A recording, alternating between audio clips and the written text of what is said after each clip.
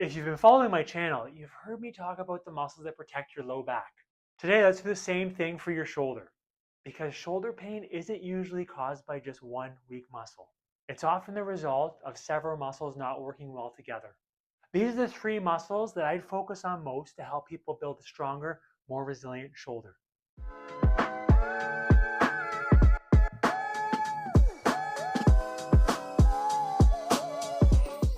Hi, I'm Dr. Matt Bradbury, family corrective chiropractor, and here we are at One Life Family Chiropractic.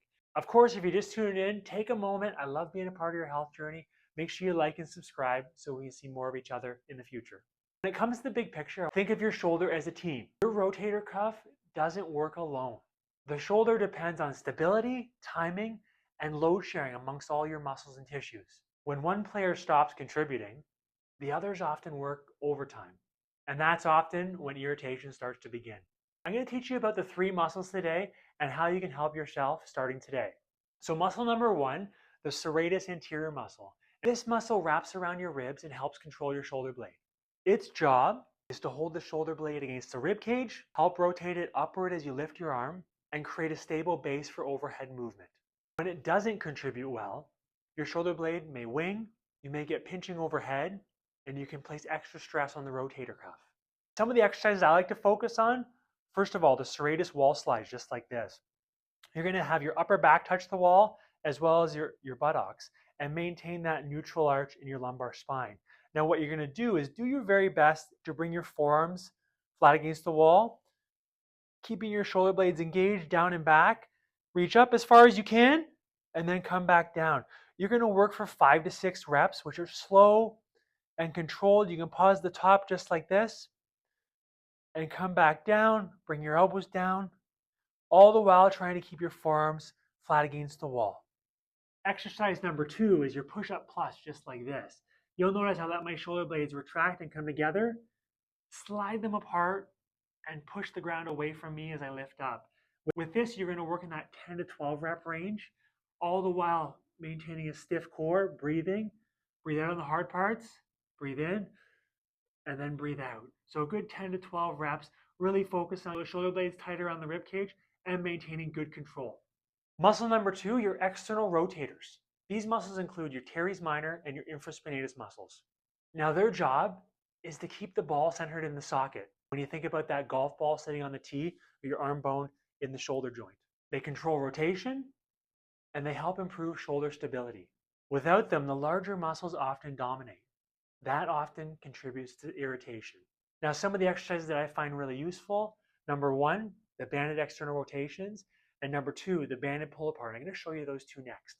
Now watch here, with these banded external rotations, keep a band like this at your desk or beside your couch at home. And you have to make it easy so that you can do it readily whenever you have your alarm set to do it or whenever you remember to do it.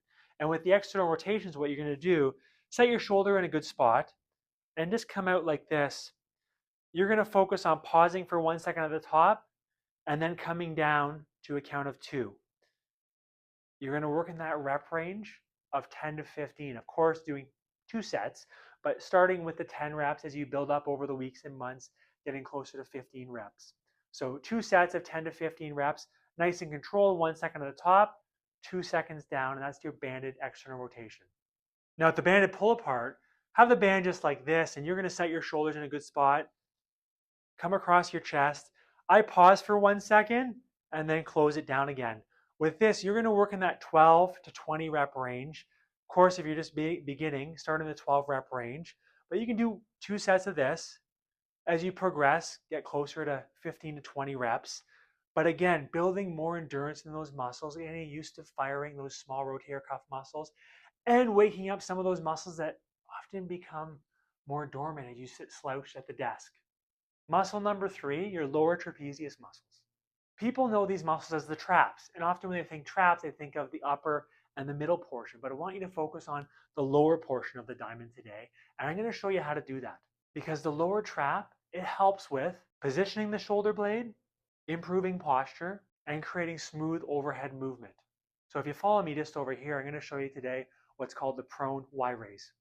Hey, so the prone Y-raise is done just like this. You can put a towel on your forehead if you're on the ground and just let your head rest like this. And all you're going to do is come from here, up, pause for 1 second, and then rest down.